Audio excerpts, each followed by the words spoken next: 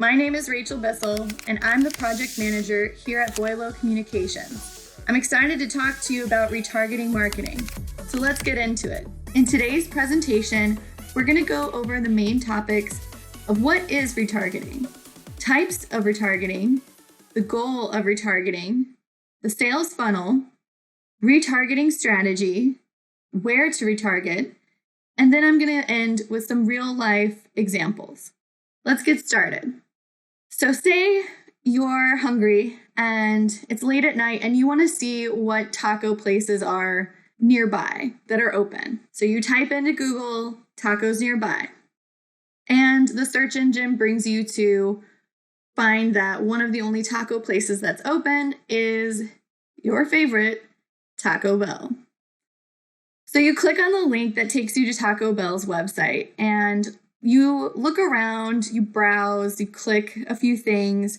Maybe you even add something to your cart. Then you decide maybe you're not hungry, or maybe you want to shop around a little bit more before deciding where you want to buy your tacos. So you leave the website. This brings us to what is retargeting. In its simplest form, retargeting refers to marketing that directly targets consumers who have visited your website with the goal of converting them. Retargeting ads are designed to engage consumers who have already shown interest in our clients' companies, products, and services. So what is retargeting? Looking at this handy visual, you'll see a user who will log on and visit your website, and they might click around a little bit. Maybe they'll put things in the shopping cart, spend some time on your site, and then they'll leave your website. This is where retargeting comes in. The retargeting ad will then start displaying on other websites as your user browses the internet. This will then hopefully captivate your consumer with the retargeting ad and bring them back to your website to convert them into a buyer. There are two types of retargeting. There's pixel-based retargeting and list-based retargeting. Pixel-based retargeting is a way to redisplay your material to any anonymous site visitor. Retargeting pixels are nothing more than just a JavaScript code that anonymously follows your audience all around the web. You simply place the code on your website. When a consumer arrives to the website, the code responds by placing a cookie on the consumer's browser. This cookie will notify retargeting providers on the kinds of ads to serve that consumer who previously visited your website. This is what allows us to follow consumers around from site to site to convince them to come back and convert. The pros of pixel-based retargeting is that it's very timely. They can retarget your consumers almost immediately after they leave your site. And they're specific to a particular page on your site. Another great thing is that they are behavior-based. The cons is that there is a lower volume of people in the campaign at any given moment in time, since it's all based on how often people are coming to your website, viewing certain pages, and leaving. The second type of retargeting is list-based. List-based retargeting works after you already have someone's contact information in your database. So you upload the list of your existing contacts for certain types of retargeting ads. And the way that works is that you have the email addresses and you upload them for a specific retargeting campaign, usually on a social network like Facebook or Twitter. And the platform will identify the users on that network who have those addresses and serve them retargeting ads specifically to them. The pros of this is that it's highly customizable for your ads because it's based on more than just behavior. You're choosing exactly who goes onto that list. The cons is that you'll need a fairly large list to make this type of retargeting effective. And because you're in charge of uploading and maintaining the list, list-based retargeting is less automatic and less timely than pixel-based retargeting. There's really only one goal of retargeting, and that's conversions. You'll read some articles online or see some blog posts that might say awareness is another goal, but awareness is only about widening the top of the funnel. So you really want to target conversions. The majority of your consumers will not convert on their first site visit. So there's a few articles out there that say anywhere from only 2% to only 6% actually convert on their first visit to your website.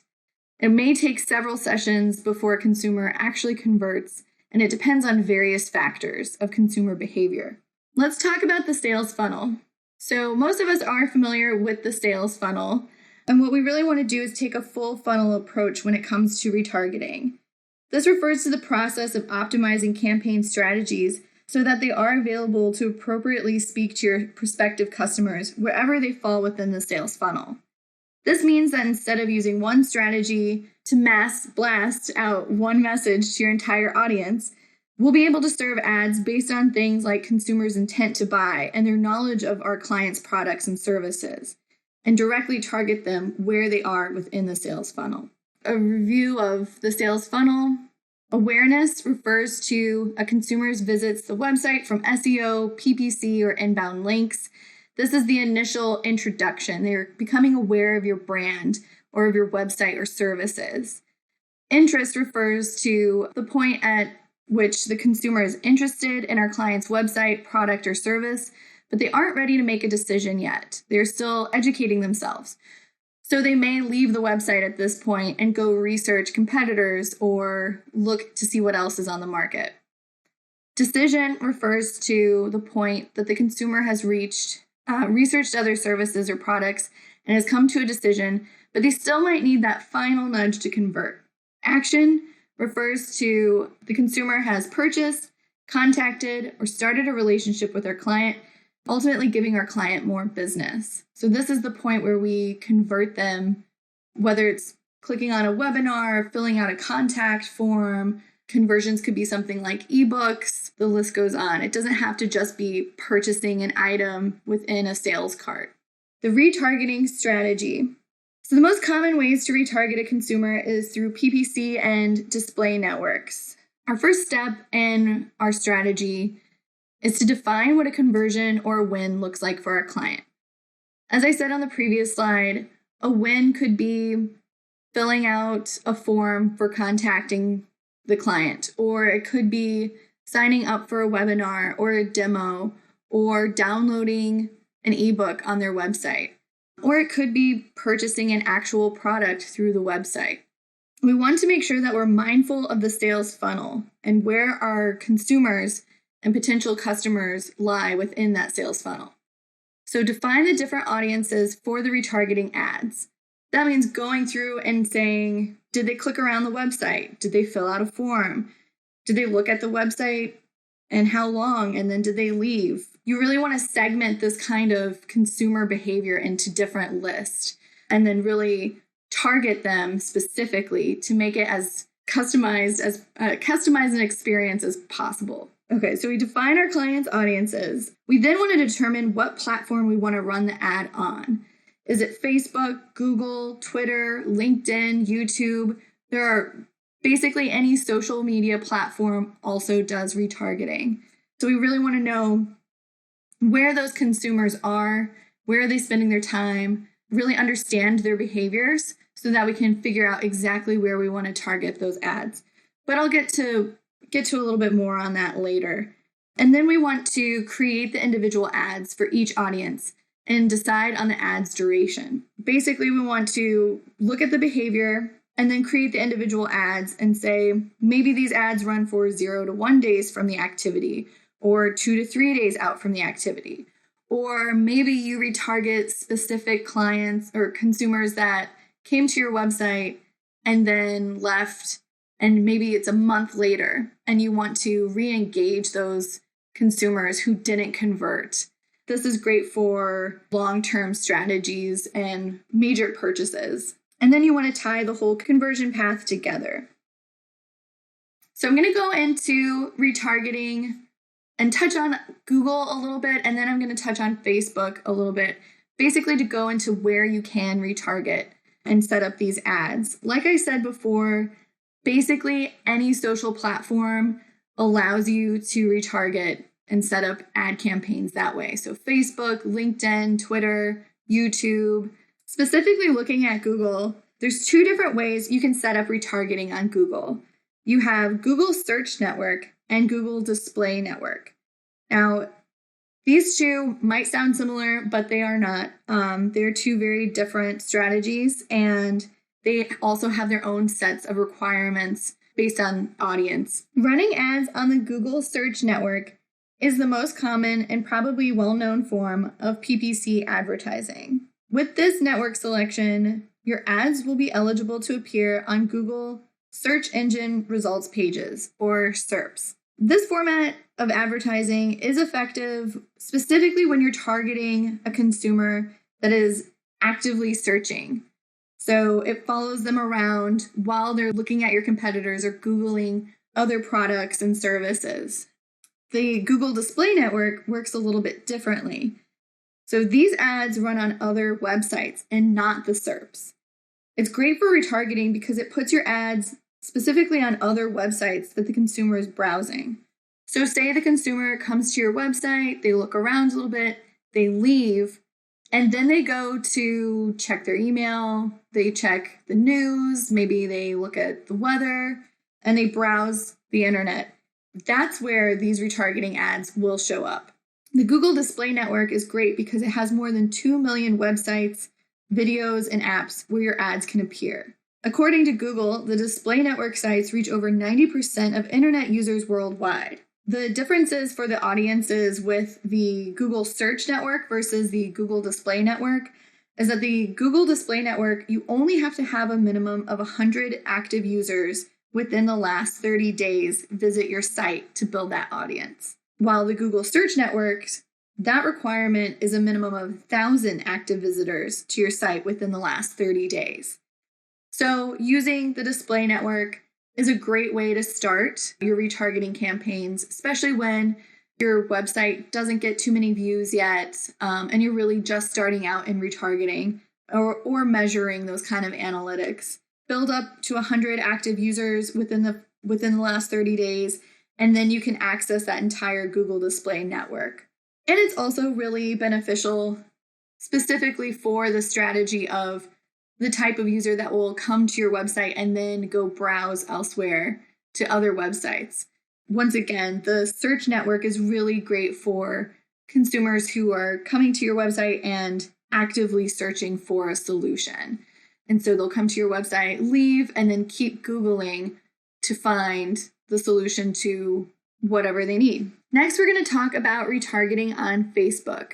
Facebook is a little bit different than Google with their retargeting. Each Facebook advertiser account gets its own unique pixel that is connected to Facebook servers. That means each time it's loaded, Facebook is able to track which pages of the site are being viewed. Facebook is really great retargeting if you know that your audience is on Facebook, or if there are specific groups or clubs and there's communities that exist on Facebook that you specifically want to target. And you want to learn that kind of information. Facebook is also really great because it can transcend a single device or IP address, meaning that each time a user logs onto Facebook from a new device or IP address, it generates a signature that Facebook matches to that user, meaning it can accurately perform on multiple devices in multiple locations if the consumer is still logged into their Facebook account on that device. So say your consumer might start researching your website on their desktop, and then later that evening, they get on their phone and they start perusing the internet, or maybe they want to look through other competitors' information. If they're logged into Facebook on that phone and on the desktop, that's when the retargeting pixel comes into effect, and it can jump through that device. So that is a really great aspect of retargeting on Facebook. Next, I'm going to go over some real-life examples of great retargeting ads. These following examples have been pulled directly from a blog I read on Neil Patel's page. If you aren't familiar with Neil Patel, he is, one of my favorite SEO experts out there. I would highly suggest going over to his page and reading more to learn more about retargeting or SEO or content marketing, what have you. He's a really great resource. Okay, so example number 1. So looking at this ad, you can see that it's from Jasper's Market. It's a very specific ad. It is literally just telling the consumer, hey, you can make a fig tart with almonds using our pie crust. And then there's a learn more button right there. So people who don't convert on products, they usually experience one of two things. So they either don't want to pay you money yet, or they don't really know how your product can help them or improve their lives. So this ad really delivers on item 2. So they give a very specific example of how their product can provide value in the consumer's life after the consumer spent time on their pie crust landing page. This is a great example of how retargeting can really be constructed to fit the consumer's behavior. So the consumer came to the website, they spent some time on the pie crust page, left the website, and now they're seeing a recipe that uses that pie crust. This company did a really great job of defining the exact behavior that they wanted. They created an ad for. So anyone who came to their page and looked at pie crust would get this ad, versus if they looked at a different product, they would get a different ad. You really customize that experience for your consumer. Example 2 is a webinar. So if you're looking at the ad, it's trying to entice the consumer to come back and sign up for a free training. They've got a great call to action, claim your spot, sign up button at the bottom. And so it's delivered to everyone who landed on a very specific web page URL, rather than simply retargeting all of the site visitors, which is something else that you can do. Those kinds of advertisements, I would say, are probably more of just building that brand awareness and that brand trust within the consumer, versus saying, okay, someone came directly to this website. Maybe they came to this URL and looked at the trainings and considered signing up for one, but didn't actually convert on it, and then they left. So this comes back and says, okay, we're focusing on that consumer behavior and saying, we noticed that you were looking at our trainings and you didn't finish signing up for one. Here's your opportunity to sign up for one. Example 3 is for an ebook. So looking at the ad, it is a specific call to action retargeting ad based on the exact page the consumer visited. So it's very similar to example 2. Once again, they're really looking at that behavior of their consumer and presenting an ad that is based on that. And consumers really respond well to customized ads. It could be that the consumer went to the web page, clicked around a little bit. Maybe they came to a page that tried to entice them into downloading the ebook. Maybe they were specifically just looking at the lean content marketing, and there's an ebook on this website that exists for that. And so they said, okay, we know the consumer is looking into this specific topic on our website. Let's see if we can't get them to download the ebook. So when you're setting up your ads, you really want to be sure that you're mindful of where your consumer is in that sales funnel. So just to go over what we learned today, keep in mind that 96% of the consumers visiting our clients' websites will not convert on the first visit. Retargeting helps to entice consumers back to the website and continues our clients' conversations with them. You want to make sure that you're segmenting your audiences based on their behavior to maximize the effectiveness and increase conversions. Make sure that you're keeping in mind the sales funnel and where your consumers fall in the funnel.